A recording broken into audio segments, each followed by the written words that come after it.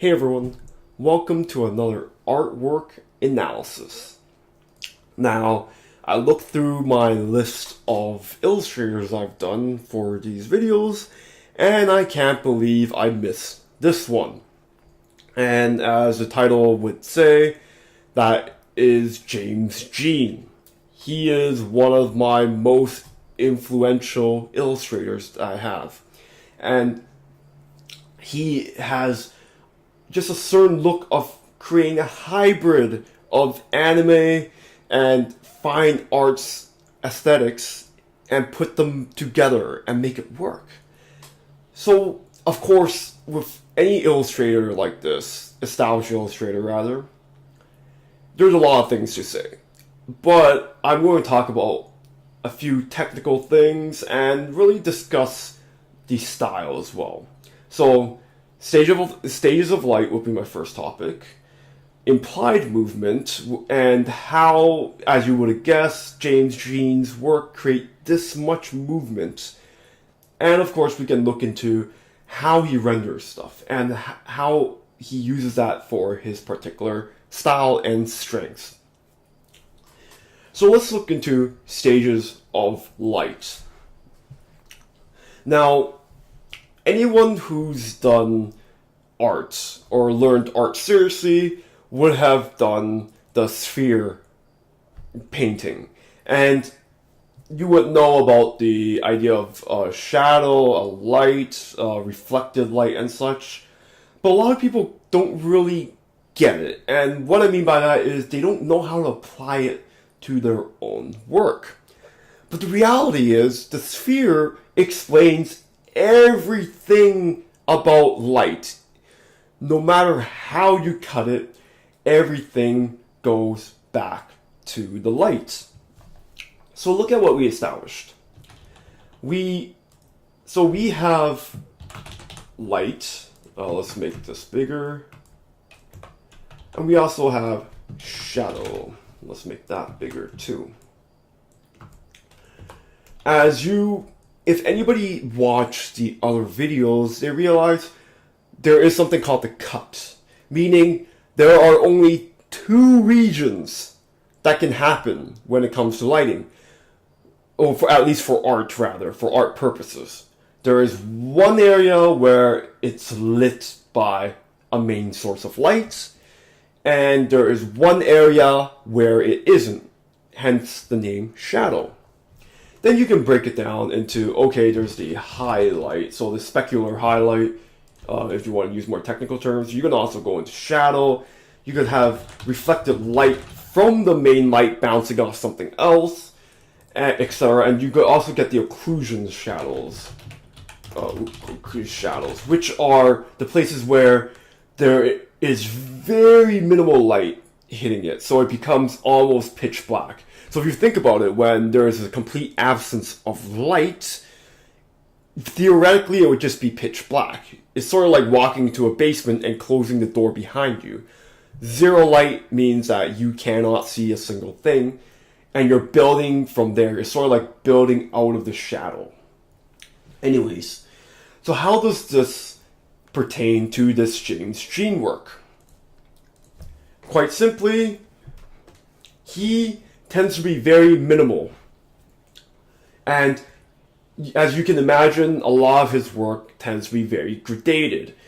He doesn't like harsh lighting. He likes very rendered, very smooth type of lighting to create that sense of, I guess, elegance. Because when you smooth things out like this, it's sort of like they're all stone. It's sort of like just statues. Like, I guess that's a good way to think about it. I didn't even think about that.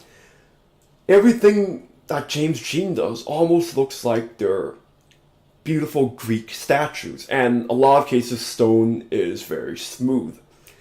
Now, what better way than to use the stairs here for an example? Look at even the stairs when we zoom in. There are stages of light here, despite the fact that it's very smooth and it might be very subtle. So we notice that there are sections where it's being hit by light and sections where it's being covered in shadow. But even within those sections, so here we go. So you see how there's a highlight here. So this will be the specular highlight. This white line over here, very subtle, but that helps in creating it. And then you have the lights.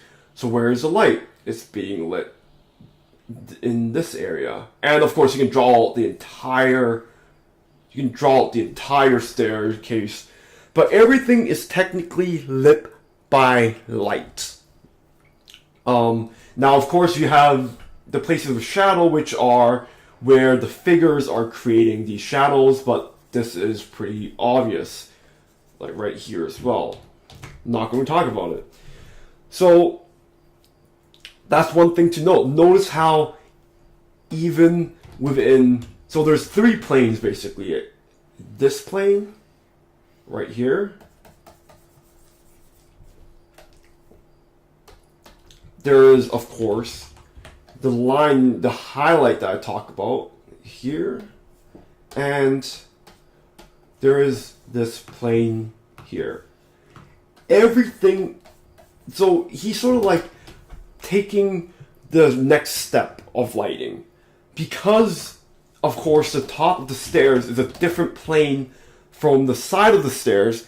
It has to have a difference in value or color, or color rather.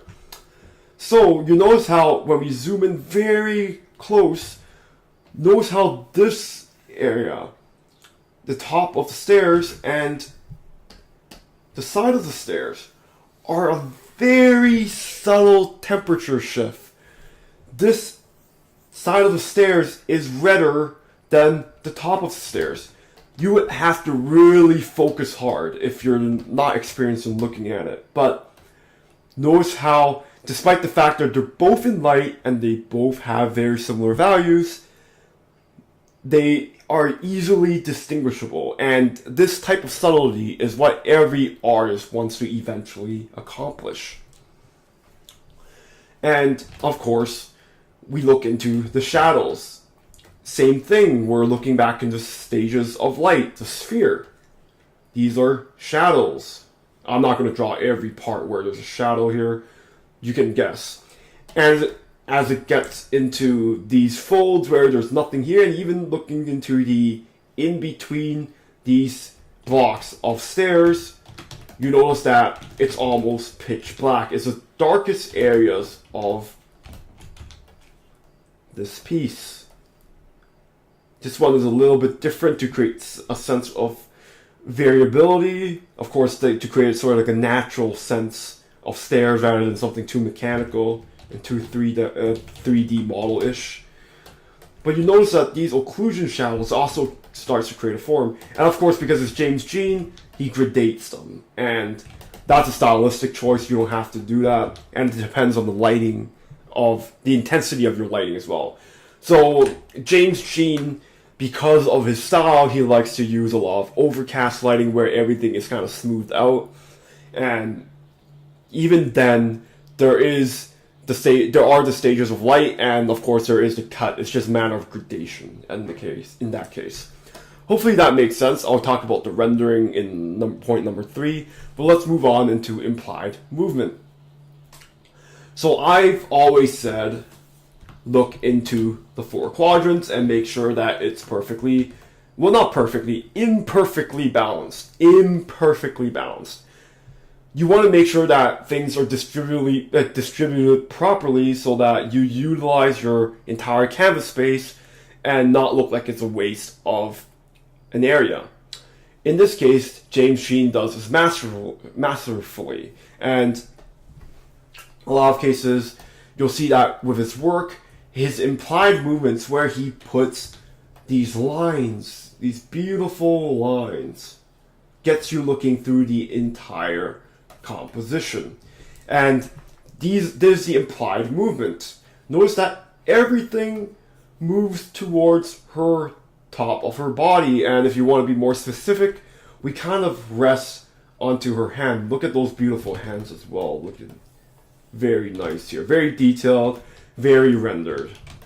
So everything is getting you to move, meander. Now, James Jean, one thing to note, all his work are very meandering, very curvy.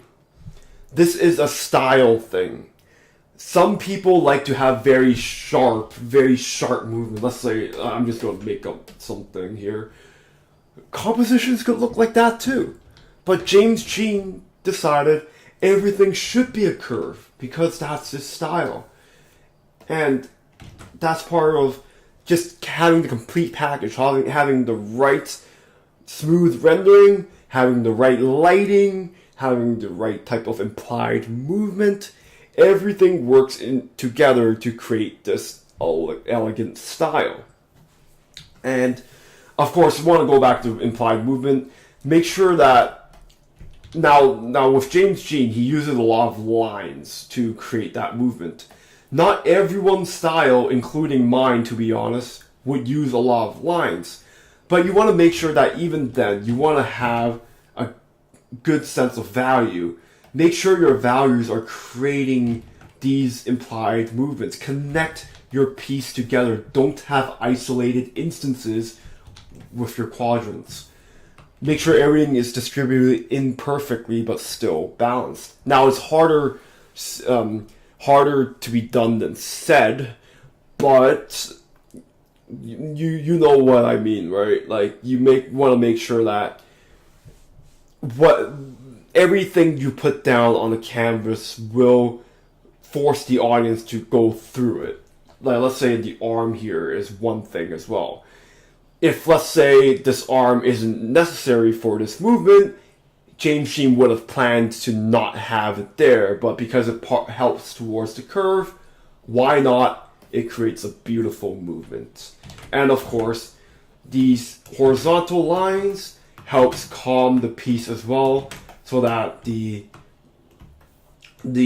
curvature of the woman does not overtake the entire composition. It's sort of like a neutralizing force here. I'm going to use a different color here. Again, everything you put down is part of a movement, and make sure your movements are deliberate and not accidental. You'll love it when you get it right and really start seeing it. Which goes briefly into my final point. So, again, want to go back into the idea that every part of James Jean's style makes sense. The rendering is very smooth, so it's elegant. The movements of the implied movements are elegant. The stages of light, everything is gradated, so it's very elegant and very smooth. It's not volatile. That's part of it. Everything is sort of like very calming. You'll find that in a lot of work. And then you look at the subject matter. Subject matter is very calm, very elegant, very beautiful. And the woman is not like doing some sexy pose or anything. She is sort of like resting, which is what this whole piece is creating. And you'll find that a lot of it in his work. Everything comes together. Think about your work and think about just how... Maybe there's one section of your work, one aspect of your work is contradicting your other aspects. Maybe your rendering is too violent compared to your subject matter. Or vice versa, like your implied movements are too calm when you want violent scenes. The best artists, the best illustrators, all know what they are saying with their work, and it's sort of like you look at somebody's work like James Jean's and you're like, this makes sense. Look at your work objectively and write down every aspect of art that you can think of and put an adjective to it. You'll find very quickly that, hey, one thing might be too violent, something should be calmer, something should be more elegant, or maybe everything is elegant except for that one thing. And then just learn to fix it. Objectively analyze your work. And you'll find your style.